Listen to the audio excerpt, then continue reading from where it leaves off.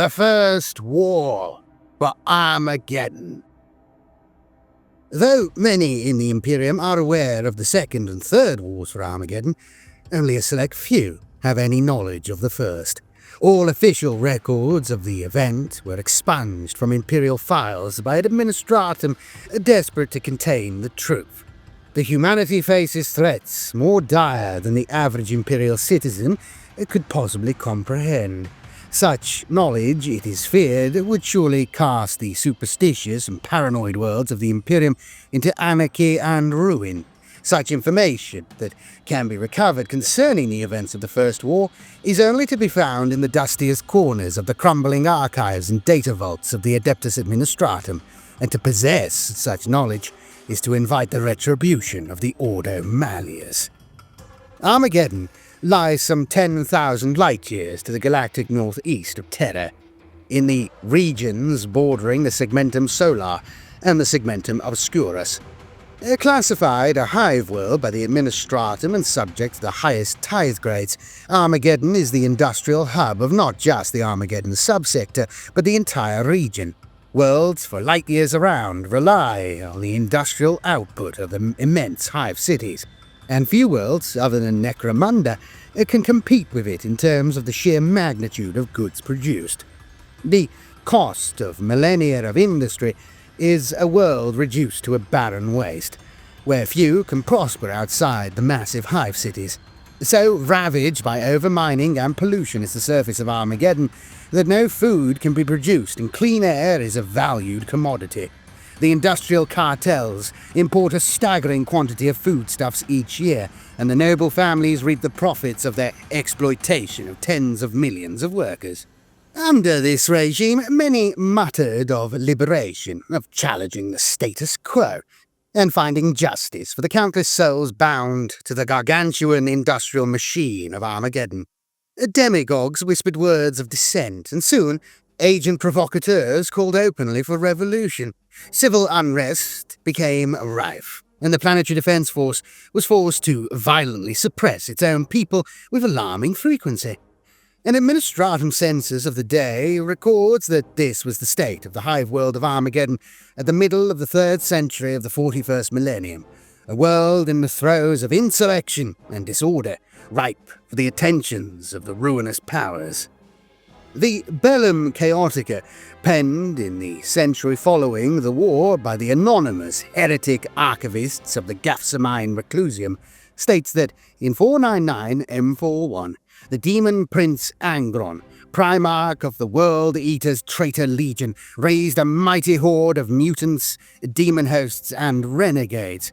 Surrounded by a host of summoned demons and attended by his chosen World Eater's berserkers, Angron and his army vomited forth from the Eye of Terror. Taking advantage of the drifting space hulk Devourer of Stars, Angron and his unholy army closed on Armageddon. The Hulk emerged from the warp in the furthest reaches of the Armageddon system and was immediately detected by the outermost monitoring stations. As it drifted through the outer regions, system defense craft were scrambled from the St. John's Dock naval facility and made contact with the Hulk as it passed the world of Pellucidar on the 5th day after its arrival. The ship's crews saw their doom as they closed with the gargantuan space Hulk, but nonetheless attempted to stall its approach and provide the defenders on Armageddon time to prepare for the coming invasion. Thousands died in the battles against the Devourer of Stars, and their names are engraved upon the marble pillars of the Hall of Martyrs on St. John's Dock. But the attack was not in vain, for it blasted free the propulsion unit of an ancient space vessel that formed part of the Devourer of Stars' enormous bulk. A section the size of a small city slowly tore loose from the mass of the Hulk, disgorging a wave front of plasma fire and incinerating thousands of Angron's troops as it spiraled away, caught by the gravity of nearby Pellucidar. The drive unit broke up in the atmosphere, shedding a hideous cocktail of fuels and millennia of warp-spawned toxins. The atmosphere of Pellucidar was seeded with toxic death, and only the hardy subterranean jungles of the cavern world survived the initial pollution. The inhabitants perished within a year, their minds destroyed by the taint of the warp, their bodies poisoned by the radioactive waste, and Pellucidar remains quarantined to this day. Without the ancient drive section, Angron's servants evidently struggled to influence the course of the vast hulk, and its arrival at Armageddon was delayed by at least a month. The sacrifice of the system's defense crews and the people of Pellucidar had brought the forces of Armageddon valuable time to prepare for the inevitable invasion. Despite the sacrifice of the Imperial Navy, the Devourer of Stars quickly overcame Armageddon's orbital defenses, and Angron's forces were soon in a position to begin their landings. With the Space Hulk's arrival, treachery reared its ugly head within the hives of Armageddon, and the seditious elements of the population were revealed as followers of the Dark Powers. The recently uncovered memoirs of Lord General Gustav Carlson II recorded that nearly half of the Planetary Defense Force turned on their fellows, their ranks swollen by hordes of cultists. Carlson, Chief of Staff of the Armageddon Secunda's Command Guard, reacted with swift and unforgiving efficiency, eliminating those units he could not absolutely rely on. His counterpart on Armageddon Prime was slower to react and fought in vain to regain control as anarchy and mayhem swept through the hives of Armageddon Prime. Where the defenders should have been able to mount a well-prepared defense, the trench lines and bastions were the site of vicious battles between erstwhile brothers in arms. Angron's forces made their planetfall all but uncontested, and within a week, all-out war raged in and around every hive on Armageddon Prime, the death toll spiraling beyond comprehension. Demons rampaged through the factory and hab districts, while mutants and renegades unleashed their feral wrath upon innocent civilians. Traitor Titan legions stalked the ash wastes, where loyalist princeps fought a desperate rearguard action. The only hope for the defenders was to fall back towards the equatorial jungles and attempt to consolidate in Armageddon Secundus. As the last of the Imperial forces withdrew towards Armageddon Secundus, they left behind them a land ruled by the demonic and the insane. Makeshift abattoirs were constructed, and the blood of Angron's victims was offered up to the blood god. The last units to stagger from the ash waste reported the land behind them littered with bones, and the polluted rivers choked with the blood spilled in the name of corn. According to the heretic archivist, warp storms of terrifying magnitude surged with power around the Armageddon system at this time, and the sheer scale of the slaughter lent power to Angron and the demons of his horde. But such power is fleeting, and as the warp storms began to abate, so too did his power diminish. Unless the Daemon Primarch could find a way of establishing a permanent link to the Immaterium to draw the energy necessary to sustain his army, all his plans would be undone. Unable to continue without the strength of the warp to empower him, Angron's advance stalled amidst the deepest jungles of the equatorial belt. The Daemonic Primarch ordered the construction of a huge monolith through which his armies could draw the power needed to sustain their existence in the material universe. The construction of the megalithic structure took many weeks, and thousands died in its building. Thousands more were butchered in cruel ceremonies of consecration, and the jungle withered for miles around as the corrupting power of chaos was drawn into the arcane construction. Diabolical energies flooded the Chaos Horde as dark power pulsed through the monolith, but the time spent in its construction had delayed Angron's advance for several weeks, and the Imperial defenders did not waste the brief reprieve they had been given. Angron's horde erupted from the equatorial jungles and surged south, the bulk of his army seeking to engage the Imperial defenders holding the line at the river Cheron. But the defenders had used the time afforded by Angron's delay wisely. The invaders found themselves facing well-dug-in troops, reinforced by the recently arrived Space Wolves, who had answered Armageddon's cry for help from their nearby homeworld of Fenris. Well, reasonably nearby. Ill-prepared for such a stalwart defense, the Chaos Hordes broke against the impregnable defense lines, and wave after wave was repulsed. It is said, at the battle's conclusion, the mighty Cheron was choked with the mutilated bodies of mutants and traitors, but the war for Armageddon was far from over. To the west, Angron himself led an attack towards Infernus and Hell's Reach hives, smashing the Imperial defenses wide open as he did so. Entire companies of Angron's most insane World Eaters berserkers rampaged through the redoubts and trench lines defending the approach to the hives, and Angron prepared to deliver the decisive blow to the beleaguered defenders. Logan Grimnar, the commander of the Space Wolves, had one last force to commit. Though new to his post as chapter master, Grimnar was far from inexperienced in combating the servants of chaos, and upon his arrival on Armageddon had immediately requested the aid of the chamber militant of the Ordo Malleus. Given the scale of Angron's invasion, an entire company of Grey Knight Terminators was assembled, a formation only ever committed to battle under the most desperate of circumstances. The account of the battle itself is sealed within the unbreachable vaults of the Ordo Malleus, but it is known that the Grey Knights teleported directly into the midst of Angron's host. It is said that a dozen bloodthirsters attended the Daemon Primarch, forming a bodyguard no mortal could hope to defeat. The horizon burned the color of blood, as though the sky itself was on fire. The jungles of Armageddon were ablaze, turning the darkness of the night into hateful, orange-lit day. Logan Grimnar, chapter master of the Space Wolves, breathed deeply, tasting the toxins in the air with every breath and running a dirt and blood-encrusted hand through his mane of unkempt blonde hair. He stared at the crater-marked hell that stretched out from the edge of the front line. The stench of rotting corpses mingled with the reek of burning fuel, and his eyes stung from the noxious black smoke coiling lazily upwards from the burning vehicles the enemy had lost in the fighting. "Too few," he whispered. "Too few."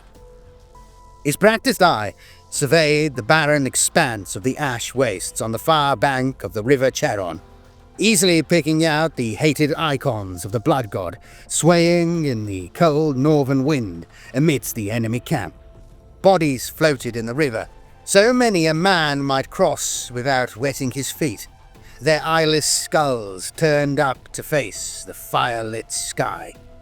He marched along the length of the defensive wall, his dented and scored Terminator armor groaning as the damaged fiber bundle muscles in the left thigh fought to match his pace. A careless parry had allowed a demon's axe to bite a hand's breadth into his armor. It was only one of a dozen wounds he had suffered in this campaign thus far, but the armor had suffered greatly, and though the artificers had done their best, there was not the time for the repairs it deserved.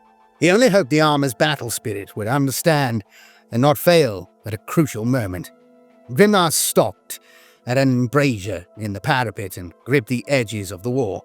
The parapet was nearly 20 meters high, and sturdily constructed by the men and women of the Departmentum Unitorum Engineer Corps. Not nearly as strong or as high as he would have liked, but he knew they were lucky to have it at all. The Daemon Primarch's inexplicable delay in crossing the equatorial jungles had given them the time they so desperately needed to regroup and reorganize the demoralized Imperial forces. In the distance, nearly 100 kilometers to the east, Grimnar could make out the smoke-wreathed spire of Hive Infernus, the teeming, stinking, man-made mountain called home by over 12 million people. People he was sworn to defend, but didn't know that he would be able to. He shrugged off such defeatist thoughts and turned as he heard a calm voice behind him. "Lord Grimnar." "Brother Captain Aurelian," nodded Grimnar to the new arrival. Like him, Aurelian was clad in Terminator armor, its blue steel surfaces polished and gleaming. The Grey Knight carried a long, wide-bladed polearm, its edge silver and filled with intricate script work, too small even for the enhanced eyesight of a space marine to read. Engraved purity seals and devotional litanies fluttered from the shaft, and every surface of his pristine armor was decorated with heraldic iconography and carved idioms. Grimnar felt a stab of anger towards the Grey Knight. His weapon was unblooded, and though he and his warriors had arrived the night before last, they had immersed themselves in prayer instead of joining the desperate fighting on the walls. When the adepts of the cult Mechanicus have completed their preparations, we shall take the fight to the 4-in-1, said Aurelian. And how long will that be? Snapped Grimnar.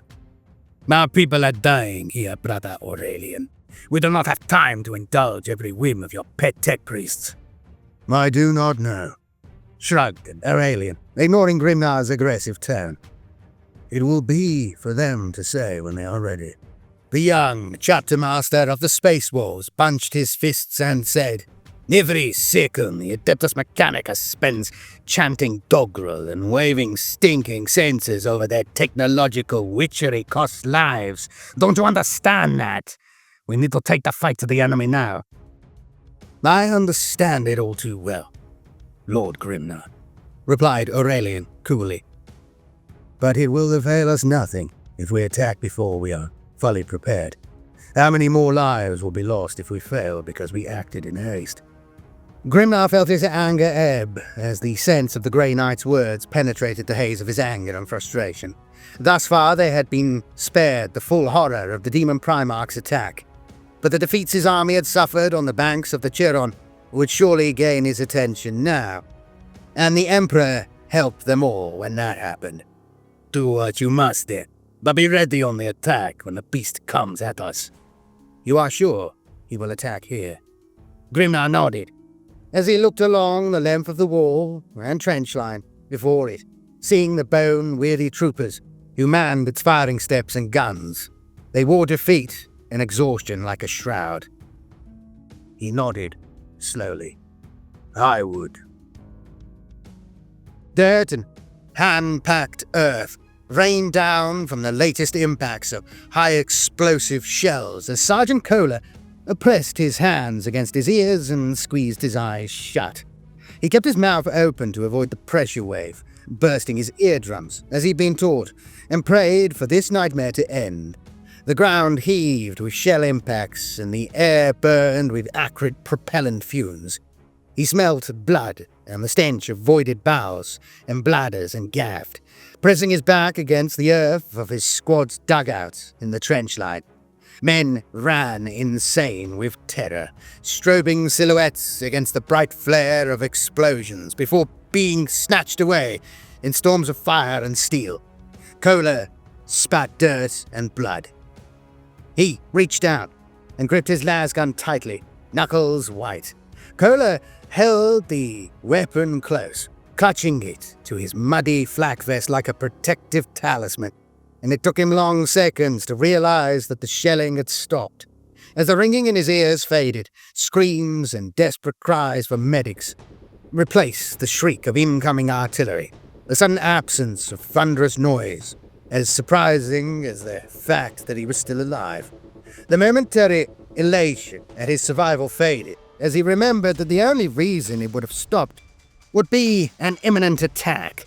Sergeant Kohler surged to his feet, shouting, "Everybody up! Get up! Get up! They're coming again!" Dazed and terrified soldiers reluctantly rose from their dugouts, their eyes haunted by the carnage and horrors they had seen in this war. Things so terrible that many would never sleep again, even were they to live through this nightmare. Kohler shimmied his squad members onto the trench firing step, yelling encouragement at anyone who passed by.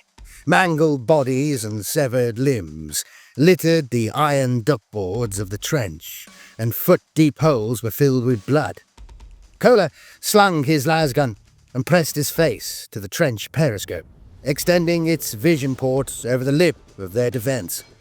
Rolling banks of grey-flecked smoke filled the viewer, jerked and snatched by gunfire. He could hear a swelling roar of hatred and a rumbling vibration through the ground. Chunks of earth and dust rattled around him, falling from the lip of the trench as something immense drew closer. Then the smoke parted, and Kohler felt his knees sag as he saw Angron's horde in horrifying clarity. Blood-red demons, with thick manes of gore-streaked fur, loped alongside men in tattered and bloody uniforms. The soldiers' bodies were twisted by mutations and crude symbols had been painted over their insignia, but it was clear that they had once been Imperial guardsmen. Men they would have called brother not so long ago. A gargantuan, clanking machine preceded them, brass and crimson, adorned with skulls, huge spiked wheels, each larger than a battle tank, churned the ground and crushed all before it. On its back, a huge black cauldron belched choking red smoke, the hissing of white-hot metal, and a huge bow wave of infernal heat preceding the war engine's advance. Kola turned to his soldiers and shouted, "All guns up! Fire! Fire at will!" The Imperial line erupted in a storm of las bolts and heavy weapons blasts, and the front of the Chaos Horde was instantly scythed down. Volley after volley hammered the Chaos troops, but Kola could see that it wouldn't matter. There were simply too many to kill.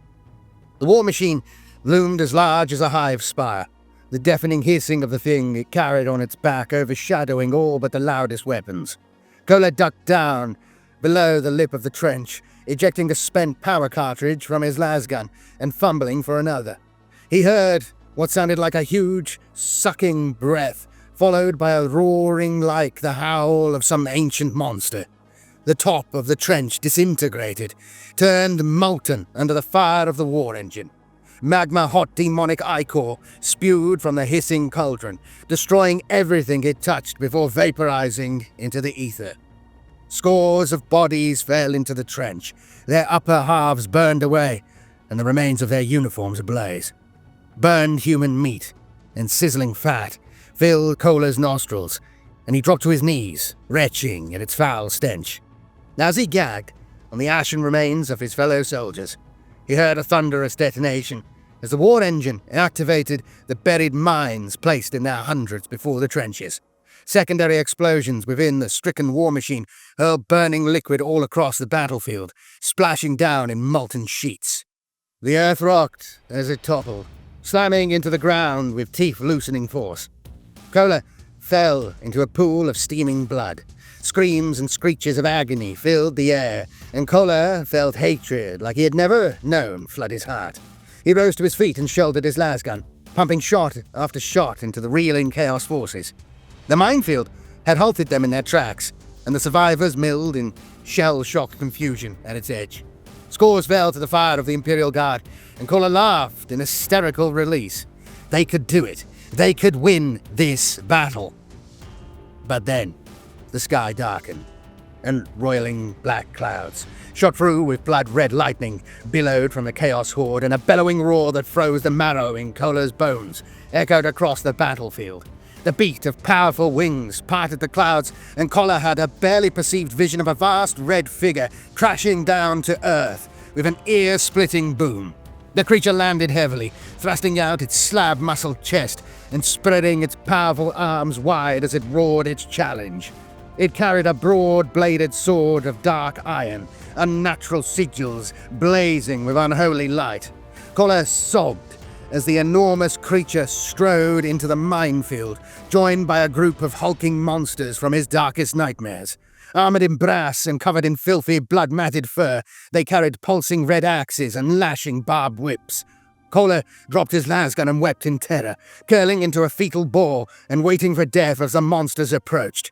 The crash of brass-shod hooves, sounding like the death of worlds. Then Kola screamed, as he felt tongues of lightning lash his body, jerking spasmodically as the fire scorched his flesh. He rolled onto his back, feeling his hair burn, and tried to make sense of what he saw before him. Flickering arcs of blue energy leapt and danced above the glassy slag of the trench top, making the air taste electric. Then, with a crack of displaced air, the lightning vanished, and in its place stood perhaps 100 warriors in suits of burnished blue steel Terminator armor. Brother Captain Aurelian blinked rapidly, feeling the knot of tension in his gut relax as his body adjusted after the mass teleportation of his Grey Knights. He stood on the lip of a snaking trench, filled with weeping and terrified guardsmen. Ahead, he could see the smoking remains of a smashed demon engine and the explosion-reaved battlefield. and striding across the cratered wasteland came Angron, Daemon Primarch of the World Eaters, the Fallen One.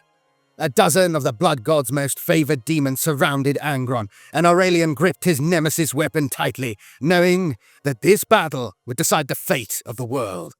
With a pulse of thought, he ordered his warriors to advance as Angron raised his sword in mock salute. Aurelian marched forwards, the Grey Knights following in disciplined groups, their nemesis weapons held before them. Waves of bloodlust broke against them, for their souls were hardened to resist such petty evils, and not a man amongst them faltered in his stride. A slavering demon leapt into the air, its powerful wings carrying it across the battlefield in a heartbeat. It landed before Aurelian, thick ropes of bloody saliva drooling from its jaws. It swung its giant axe in a disemboweling stroke, but he swept up his force halberd, blocking the blow in a halo of bright energy. He spun his weapon and rammed the blade into the demon's belly and tore upwards, ripping a screech of pain from its jaws. Black light spilled from the wound as Aurelian pulled his weapon free and beheaded the monster with one psychically charged blow. The demon's substance vanished, dispersed like smoke in the wind, and Angron bellowed in amusement, his skin splitting and orange flames blossoming from his veins. The Daemon Primarch's bestial face rippled in the heatwave, and Aurelian could feel Angron's hunger to fight them. "The Knights of the Corpse God," rasped the Daemon Primarch in recognition, the voice rumbling like a slow-moving avalanche. "I shall enjoy feeding you your entrails." Aurelian did not reply. He had no wish to speak with a demon.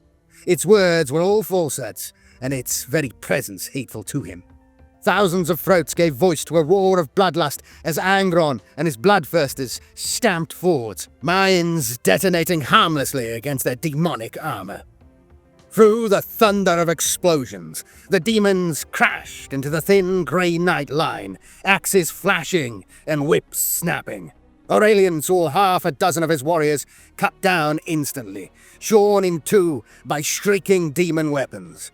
He tore his gaze away from the battle around him as a pair of bloodthirsters charged him and his squad. He widened his stance and braced his weapon on the ground, shouting, "Grey Knights, hold!" as the first bloodthirster smashed into them. Its whip lashed out, shearing through a Terminator's armor and cleaving him from collarbone to pelvis. Aurelian lunged, jabbing his blade at the monster's head.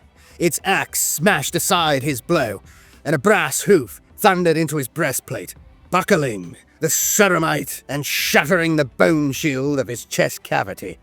Aurelian collapsed to his knees, fighting for breath as another of his brothers fell, ripped apart by Angron, the pieces swallowed whole. Everywhere he looked, his warriors were falling, unable to match the unimaginable ferocity of those avatars of the Blood God. Though they fought bravely, with faith and nobility, it was no match for the primal savagery of their demonic foes. But it was not a battle without cost for Angron and his demons.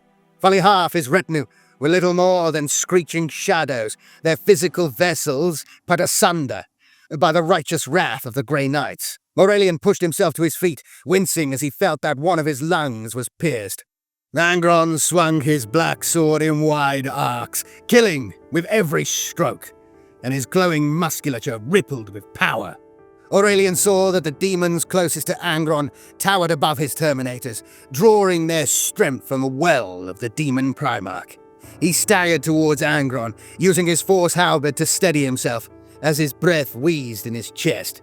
The Grey Knights closed on their leader, forming an impenetrable shield wall around him as they fought their way towards Angron.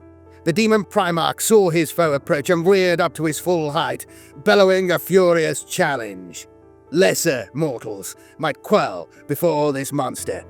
But Aurelian and the Grey Knights had been steeled to face the worst horrors of chaos without flinching. Less than 24 of them were still alive, but they were almost there. Demons pressed in all around them, attacking in a frenzy of axe blows and lashing whips. More Grey Knights fell, their blood mingling on the cratered earth as Angron and Aurelian finally came face to face. At some unheard command, the Bloodthirsters pulled back, hissing with barely restrained battle lust. Time slowed, and the world held its breath as man and monster faced one another.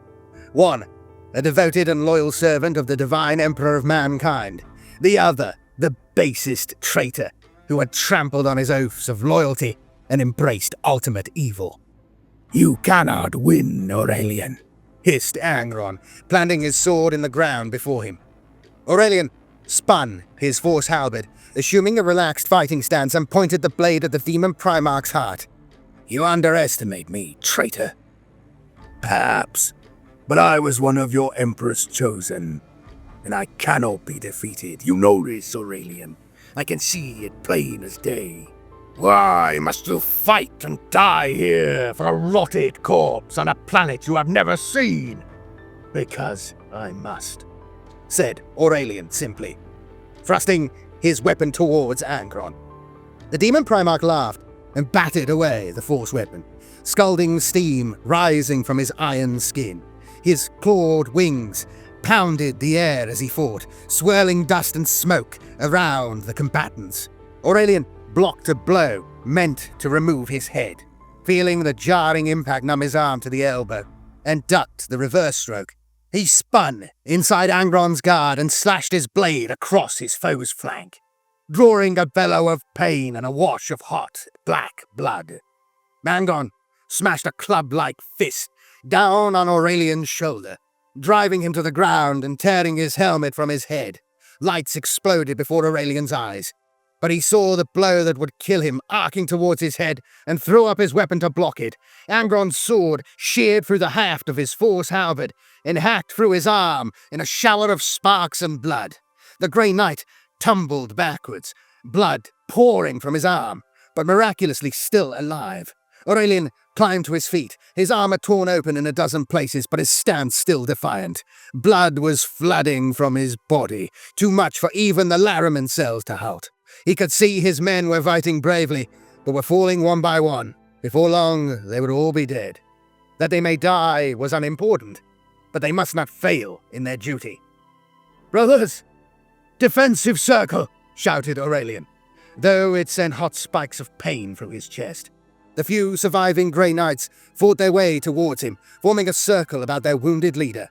Aurelian focused all of his hatred of the Fallen One until it was an incandescent power that burned within him and threatened to consume his flesh unless released.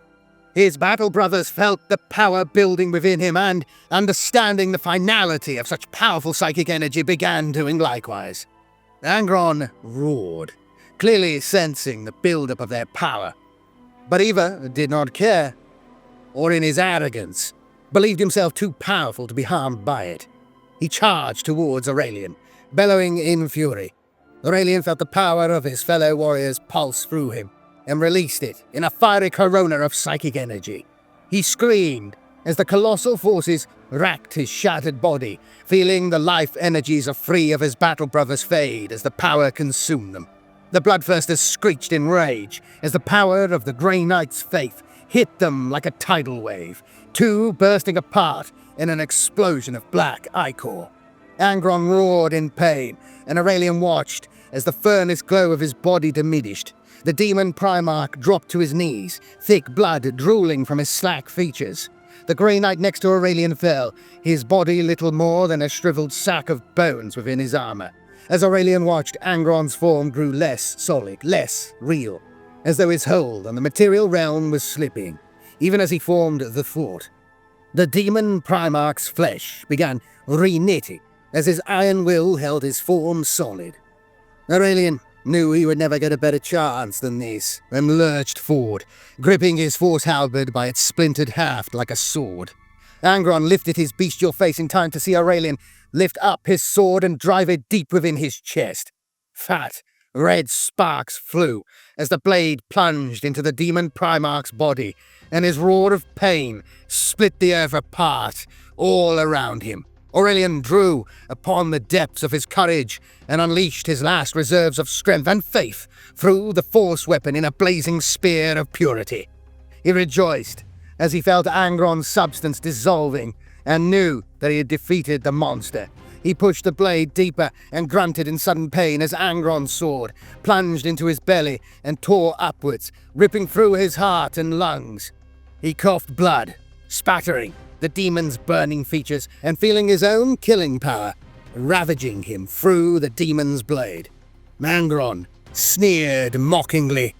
"If we are to die, we will die together, Aurelian.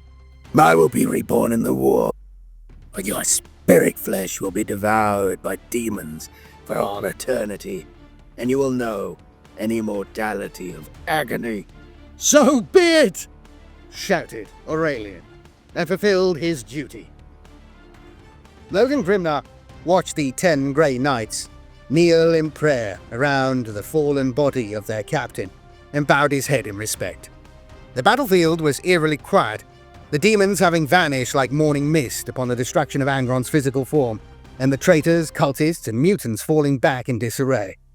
A shaft of golden sunlight broke through the oppressive cloud layer, and Grimnar felt a sudden surge of optimism as he watched his space wolves mount up in their rhinos to begin the pursuit and destruction of the enemy.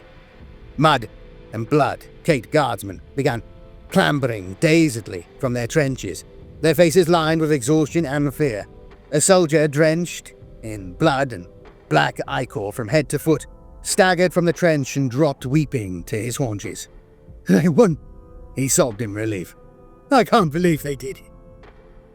Grimnar looked down at the man, seeing his sergeant's stripes through the blood on his upper arm.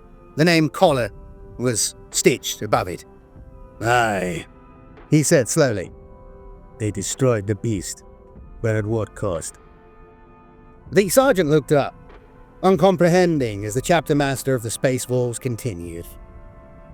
"A noble warrior of the Emperor fell this day, Sergeant Kohler, and you will never see a greater display of heroism," said Logan Grimnar. "Remember what you have seen here today." "I will," nodded Kohler. But Logan Grimnar had already turned and marched away. With their leader dead, the Chaos Hordes fell into disorder. The remnants of the force repulsed at the River Cheron retreated completely as they were counterattacked by the Space Wolves, pursued across the ash wastes by the combined forces of the Space Marines and the mechanized Imperial Guard Steel Legions. Thousands of cultists, mutants, and traitors were slaughtered without mercy. Bereft of their demonic allies, those invaders who did not fall as they crossed the polluted wastes were overtaken at the Minos Bridge. No quarter was offered, and their bodies were cast into the river Minos and their corpses set alight, turning it into a funeral pyre visible for hundreds of miles in all directions. The remains of the invaders drifted west to fall within the putrid depths of the Plague Marshes, which remains a region of palpable fear and corruption to this day. The Imperium had prevailed, though virtually all of Armageddon Prime's industrial infrastructure had been destroyed, and the death toll was beyond measure. Though Angron's forces were vanquished, his monolith still stood, a beacon of inviolable evil in the heart of the equatorial jungle, and its malign influence is as strong today as it ever was. With Angron and his hordes defeated, the Administratum ruthlessly suppressed all information regarding the invasion. To allow the truth of what had occurred on Armageddon to be discovered would be to confirm the very worst fears of the superstitious peoples of the Imperium. Better they be kept in ignorance, the adepts reasoned, than be forced to face the realization that mankind faced such a diabolical threat. The purge of the records began, but no amount of historical revision could erase the enormity of the events of Angron's invasion from the survivors. Any other world would have been put to death by the rights of exterminators without hesitation, but Armageddon was far too important to the Imperium's industrial machine to be sacrificed in such a way. Instead, the Administratum and the Inquisition set in motion a plan that would allow the planet's industrial capacity to recover without the truth of the conflict becoming known. Every man, woman, and child who had fought against Angron's horde was rounded up by troops drafted in from other war zones, sterilized and relocated to enormous forced labor camps situated far to the south of Armageddon Secundus. Millions were forced to live out the remainder of their lives in slavery, producing the raw materials with which the world they had given everything to defend would be rebuilt. With the hive cities all but empty, and only the highest and mightiest exempted from the cull, the Administratum relocated millions of workers from faraway sectors to Armageddon to replace those who had looked upon the face of chaos and lived. Only one man dared protest against this ultimate sanction. This most craven of betrayals. Logan Grimnar, Great Wolf of the Space Wolves chapter, made his opposition plain, and privately many agreed with him. Though he could not sway the faceless adepts of the Administratum, he has never forgiven them. Nor has he ever forgotten the sacrifice of those who fought by his side during the darkest days of the First War for Armageddon. And there we go, a harsh ending to a glorious tale. I remember this. I remember reading this when I was quite young, because this is one of kind of the more extant pieces of lore that was out there. It's probably one of the first campaign-y type things I've ever read, where you get like a full sequence of events and stuff like that. Because even the second war for Armageddon wasn't this full, I guess it was. I don't know. I'm just making things up. Great story, great thing. Adds depth to the Grey Knights. And this is one of the things. It was one of the first times we'd heard of the Grey Knights, because when